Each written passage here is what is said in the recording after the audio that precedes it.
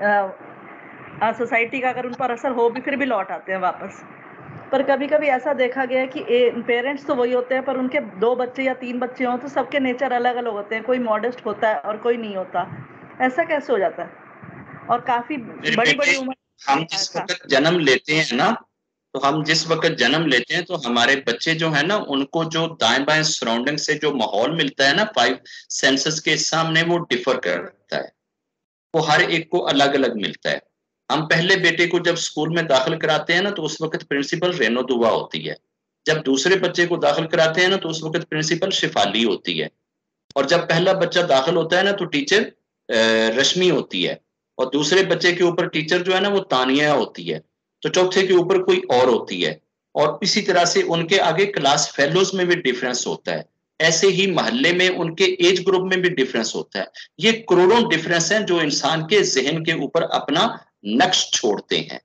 तो पेरेंट अकेले जरूर हैं, लेकिन जो करोड़ों और चीजें उस बच्चे के जहन पे जा रही हैं, वो एक जैसी नहीं जा रही हैं। हो सकता है एक बच्चा आपका क्लास में बैठे डे 1 से, तो उसको साथ वाला बच्चा अच्छा मिल जाए, जो किसी की गुमी हुई चीज को खड़ा होकर कह रहा हो, मैडम ये मुझे किसी की चीज मिली है। और हो सकता है कि एक बच्चा जिस वक्त क्लास में जाए, उसको पहली लेसनिंग ये मिले कि साथ वाले ने किसी के बैग से बाल पॉइंट निकाल ली है, किसी का लंच बॉक्स निकाल लिया है, किसी के पैसे पांव के नीचे दे लिए हैं। अब वो जो पहली लर्निंग उसको मिल रही है वो और है, जो दूसरे को मिल रही है वो और है। हालांकि किया तो दोनों ने कुछ नहीं है, सिर्फ लर्न होने का, आंख के सामने आने का, चीज के वाकई होने का जो अंतर है, वो करैक्टर का हिस्सा बन जाता है, कहीं ना कहीं थॉट का हिस्सा बन जाता है, सोच का हिस्सा बन जाता है। जैसा माहौल मिलेगा, जैसे सर्कमस्टांसेस मिलेंगे, जैसी सराउंडिंग की चीजें मिलेंगी, हर एक छोटी से छोटी चीज भी उसके ऊपर एक नक्श डालती इंसान के जहन पे।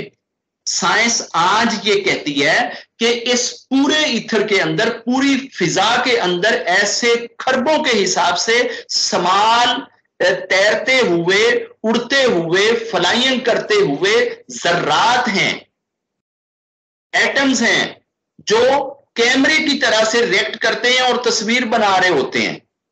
तो कायनात के एक एक जर्रे की, एक एक फुट की, एक एक इंच की आटो के ऊपर एक तस्वीर बन रही है। तो जो कुछ आपकी नजर के सामने होता है ना, वो सारा कुछ आपके माइंड के ऊपर एक स्केच बनता है। आप जिस वक्त बच्चे को ऑटो पे बिठा के, टू व्हीलर पे बिठा के घर आते हैं ना, तो किसी वक्त आगे से रेडी वाला आता है, किसी वक्त आगे से कोई टक्कर मारता है, और किसी वक्त एक लेमोजीन वाला क्रॉस कर रहा होता है और आप बाइक पे 2 मिनट वेट कर रहे होते हैं। तो हर रोज डिफरेंट चीजें उसको विजुअलाइज करने को मिलती हैं, हर रोज डिफरेंट ऑब्जर्वेशंस हो रही होती हैं, डिफरेंट चीजें हो रही होती हैं। कभी आप आते हैं तो रास्ते में गाने सुनने को मिलते हैं, कभी रास्ते में एक्सीडेंट देखने को मिलता है, कभी कुछ कभी कुछ। ये तो आप गिन ही नहीं सकते। एक एक आइटम, एक एक जर्रा, जर्रा जर्रा सा पार्टिकल रिएक्ट होके माइंड के ऊपर एक फोकस बनाता है, एक इमेज बनाता है, एक थॉट क्रिएट करता है, ख्याल क्रिएट करता है, एक तस्वर क्रिएट करता है। वो ख्याल नेगेटिव, खराब, बुरा या इस तरह का, पता नहीं पीछे कितनी चीजों को विजुअलाइज करके पैदा होता है। ये जो सोसाइटी है ना, ये आप मत समझे कि आप सिर्फ अपने हाथ से किए गए 2-4 पापों के उधर जिम्मेदार होंगे और आपके जनाब सर पे सिर्फ वही लिखा होएगा कि जनाब ये आपने पाप किए हैं। ऐसे नहीं है।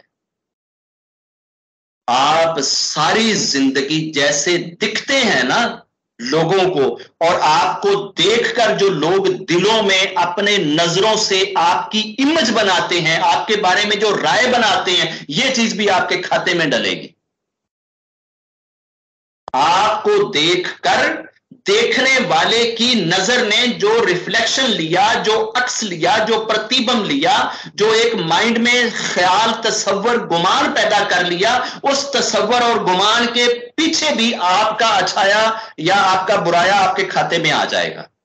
उत्थे जाके पता लगेगा, हैं मैं तो कभी सारी जिंदगी कमरे चों नहीं निकलिया सी, ते इन्ने पाप ते इन्नियां चीजां कित्थों आ गईयां ने। पता उदों लगेगा कि यार किहड़ियां किहड़ियां नजरां दे सामने तू किस तरह दा प्रेजेंट होया। तो हम हर वक्त चलते फिरते जो है ना, हम प्रीचर होते हैं।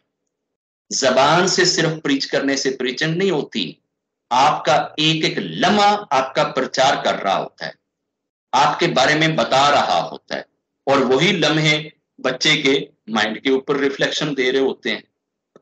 अब जो एक बड़ा पार्ट है आंखों का, कानों का, ये हमको सीधा रखना चाहिए बच्चे का। क्या आज तक ऐसा हुआ है कि हमारे देश में कोई बच्चा पैदा हुआ हो और 2.5-3 साल तक उसकी माँ ने उसके सामने हिंदी बोली हो और उसने जबान खोलते ही जनाब जर्मन बोलना शुरू कर दी हो, और माँ उसको ले गई हो हॉस्पिटल में डॉक्टर के पास कि डॉक्टर जी मैंने समझ नहीं आती, मैं तो 2.5 साल ਇਹਦੇ ਨਾਲ हिंदी बोलती रही हाँ, पंजाबी बोलती रही हाँ, तो ये जर्मन बोलता है। ऐसे कभी नहीं हुआ, हो ही नहीं सकता कि माँ ने अगर 2.5-3 साल तक हिंदी उसके सामने बोली है तो बच्चा जर्मन कैसे बोल सकता है? कभी ऐसा नहीं होता। ऐसे नहीं होता ना, तो ये फिर मान लो कि अगर माँ हया वाली है, शर्मदार है, फेथ वाली है, करेक्टर वाली है, और 2.5 साल तक उसके सामने करेक्टर वाली लाइफ देती है, तो 2.5 साल के बाद बच्चा करेक्टरलेस कैसे हो सकता है? कहीं ना कहीं से कोई लूपहोल रह जाता है, कोई ना कोई गैप रह जाता है, किसी जगह पे कोई ना कोई ड्रॉबैक होता है। अगर माँ में नहीं तो खाला में होएगा, खाला में नहीं फुफी में होएगा, दादी में होएगा, चाची में होएगा, ताई में होएगा, क्लास फेलो में होएगा, टीचर में होएगा, प्रिंसिपल में होएगा, पड़ोसन में होएगा, किसी ना किसी जगह से तो होएगा ना, कहीं से तो उसने वो देखा है तो वो रिफ्लेक्शन बनाया है ना। ऐसे ही सेम लाइकवाइज वो बाप में हो सकता है, भाई में हो सकता है, बेटे में हो सकता है, चाचे में हो सकता है, ताए में हो सकता है, मामे में हो सकता है, सामने वाले में हो सकता है, रेडी वाले में हो सकता है, गाड़ी के ड्राइवर में हो सकता है, घर के मुलाजिम में हो सकता है, किसी में भी हो सकता है। करोड़ों से वहां से भी तो रिफ्लेक्शन आ रही है। तो हम में से हर एक को उस रिफ्लेक्शन के ऊपर ख्याल रखना चाहिए कि हमें देखकर जिन लोगों ने अपने जहन में एक राय बनानी है, कहीं उनकी राय ऐसी ना बने, कहीं उनके दिलों का गुमान और ख्याल ऐसा ना बने कि कल को उसकी वजह से आप फंसे हुए हों और आप नरक का बालन बने। अब ये इतनी बारीक चीजें हमारे यहाँ तो मिलती को नहीं है। हमारे तो साधु संतों इन्होंने तो कसम खाई हुई है कि हम कभी किसी करेक्टर बिल्डिंग पे और एक बंदे की पर्सनैलिटी ट्रेट्स के ऊपर हम बात करें, ऐते खाली करा सकते ने कथावां, करा सकते ने हवन, ते ये तो जनाब उपाय करा सकते ने, ते इस तरह के ये सारे बकवास करा सकते हैं जिहदे च उन्हां दे जेब दे विच 4 छिल्लड़ जाण। और जो चीज इनको करनी चाहिए, जो इनकी लाइबिलिटी है, जो इनकी जिम्मेदारी है, उस जिम्मेदारी का ये 0.100 लगा के आगे 1 लगाए ना, ये इतने % भी अपनी लाइबिलिटीज पूरी नहीं कर रहे। कौम को बनाने की लाइबिलिटीज इनकी है। ये करें ना ऐसी माएँ पैदा, करें ना ऐसे बेटे पैदा, करें ऐसी बहनें पैदा, ऐसे भाई पैदा, ऐसे बाप पैदा, ऐसे चचा पैदा करें ना जो इंसान हो, तो फिर इंसानों की सोसाइटी खुद ही आ जाएगी। अगर आपने जानवर जन्म देते जाना है, जानवर पैदा करते जाना है, और आपने ये धन को पूजने वाले बंदे ढेर लगाते चले जाना है, तो एक जाएगा दूसरा आ जाएगा, क्या फर्क पड़ेगा? बाप भी सारी जिंदगी पैसे गिनते गिनते मर जाएगा, अगों पुत्र आएगा वो भी गिनता मर जाएगा, पोतरा आएगा वो भी गिनता मर जाएगा, बस यही चीजें हमारे अंदर रह जाएंगी। मेरी जान, आप अपने बच्चों के ऊपर बहुत डेप्थ की नजर रखा करें, उनकी एक एक एक्टिविटीज पे नजर रखें, एक एक चीज पे नजर रखें, छोटी छोटी बात में ध्यान रखें, बहुत डेप्थ के साथ उनके साथ इंटरेक्शन में रहें, उनकी बातें सुने, उनको टाइम दें, उनकी लाइफ बनाएं। सिर्फ उनके लिए पैसे कमाकर लाकर ढेर लगा देना ये कोई काम नहीं है। एक दिन की कैरेक्टर बिल्डिंग और 1 साल की कमाई ये बराबर होनी चाहिए। हमने कमाई को नंबर 1 समझा हुआ है और जो कैरेक्टर बिल्डिंग है उसको हमने 0 से मल्टीप्लाई किया हुआ है। ਜਿਹੜੇ बाप ਨੂੰ मर्जी पूछ लो, मैं की करन दिया, मैं तो इन्हां दे पिछे राती खपन दिया, मैं तो इन्हां दे पिछे जनाब ड्यूटियां करन दिया, मैं तो इन्हां दे पिछे ये करन दिया। बंदा जूतों वाली मशीन में डाले और मशीन इतनी लंबी हो कि दिल्ली से लेकर ना बंबई तक ना जूते ही पड़ते चले जाएं और मशीन का दूसरा सिरा ना आए, और वहां से निकाल के फिर बंदा वापस लाए और उसे कहे कि भाई साहब ये कैरेक्टर बिल्डिंग की रिस्पॉन्सिबिलिटी भी चाचे तेरी है, ये भी तूने करनी है। तूने सिर्फ इनको कमा के नहीं देना, इनको इंसान बनाना है।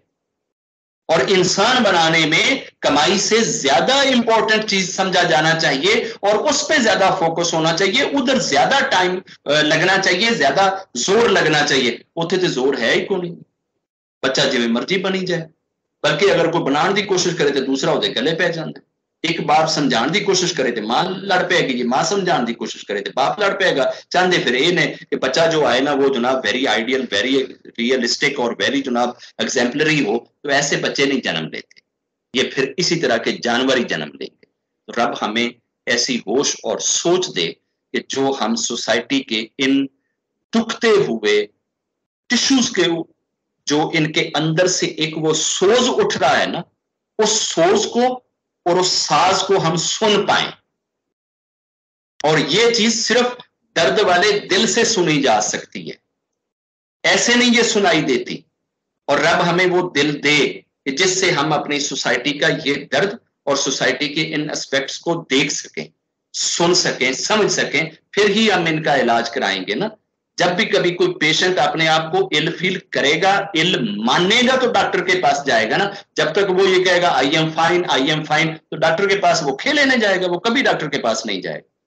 तो हमें सोसाइटी को पहले ये महसूस कराना है, you are ill society, you have so many disease and all these disease are very very harmful. फिर जाके वो सोचेंगे कि यार हमें कौन कौन सी मर्जें लगी हुई हैं और उसके लिए हमें किस लेबोरेटरी में जाना पड़ेगा और कहां जाके हमारे ये टेस्ट होंगे, किधर जाके चेक होएगा कि ये मर्ज किस हद तक बढ़ चुका है और हमें ये कितना करीब से अंदर से खा चुका है।